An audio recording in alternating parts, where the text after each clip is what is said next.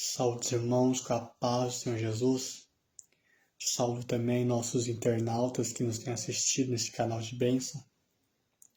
Pela misericórdia do Senhor, estamos aqui em mais um dia, desfrutando de uma vida diária com Deus. Eu gostaria de trazer uma meditação da palavra do Senhor. Se encontra no Evangelho de João, capítulo 17. Vou ler a partir do versículo 18 até o versículo 20, que assim diz a palavra do Senhor. Assim como tu me enviastes ao mundo, também eu os enviei ao mundo, e por eles me santifico a mim mesmo, para que também eles sejam santificados na verdade. Eu não rogo somente por estes, mas também por aqueles que pela sua palavra hão de crer em mim, para que todos sejam um, como tu, ó Pai, o és em mim, e eu em ti, e que também eles sejam um em nós, para que o mundo creia que tu me enviastes. Amém. Palavra gloriosa, palavra verdadeira e fiel. Meus queridos irmãos, meus queridos ouvintes, capítulo 17, que tem por título a oração que Jesus faz pelos seus discípulos. Os primeiros versículos diz assim: Jesus falou estas coisas e, levantando os olhos ao céu, disse: Pai, é chegada a hora, glorifica teu Filho, para que também o teu Filho te glorifique a ti. Jesus começa essa oração a Deus, intercedendo pelos seus discípulos, depois de ter dado as últimas instruções da sua crucificação e glorificação, depois de ter dito sobre a sua partida. Jesus começa então ali a apresentar os homens diante de Deus, pedindo para que eles fossem ali santificados na verdade e fossem guardados do mundo, porque Jesus estava saindo do mundo, mas os seus discípulos estariam ainda permanecendo ali. E Jesus vai dizer: Pai, assim como o Senhor me enviou ao mundo, eu também os envio ao mundo, para que sejam testemunhas minhas, para que eles sejam santificados na verdade, para que dê continuidade à obra que o Senhor começou, para que dê continuidade no ministério que eu comecei. E o que mais me chama a atenção nesse capítulo 17 ao versículo 20, que Jesus vai dizer: Eu não rogo somente por estes, mas também por aqueles que pela sua palavra hão de crer em mim. Ou seja, meus queridos irmãos, Jesus não estava orando somente pelos seus discípulos, ou somente pelos judeus que creram nele e os gentios, mas por todo ser humano que viesse ali ouvir a palavra de Deus e crer nesse evangelho. Todos nós que cremos essa palavra, que arrependemos nossos pecados, que confessamos a Jesus como único e suficiente Senhor e Salvador, estamos incluídos nesta oração que o próprio Jesus faz, rogando por nós. A palavra do Senhor vai dizer em 2 Timóteo que só há um intermediador, intercessor entre Deus e os homens, que é Cristo Senhor.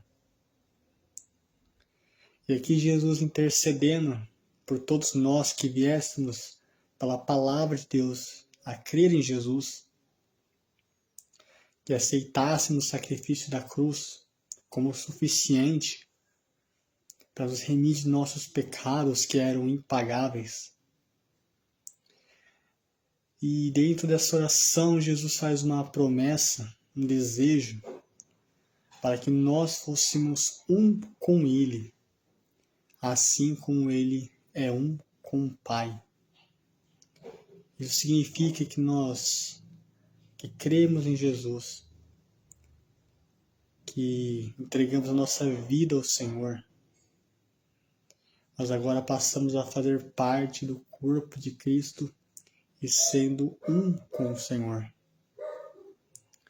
É por isso que Jesus vai dizer, alguns capítulos antes, que é necessário, capítulo 16, que ele partisse para que viesse ali o Consolador, para estar conosco o Espírito Santo, que nos havia de convencer do pecado, da justiça e do juízo.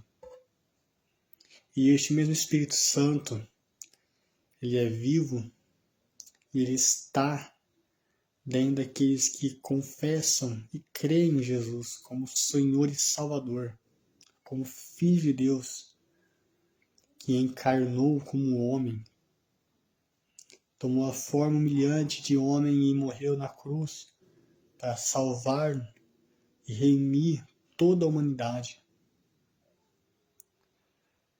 Meus queridos irmãos, esse Espírito Santo ainda opera.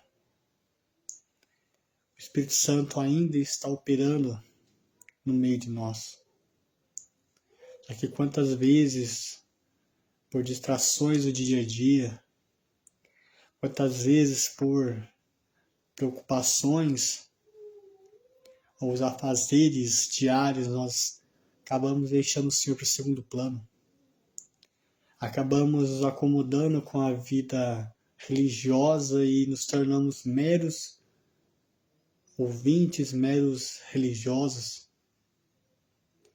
E a palavra do Senhor vai dizer que não devemos ser apenas ouvintes, mas praticantes da palavra do Senhor.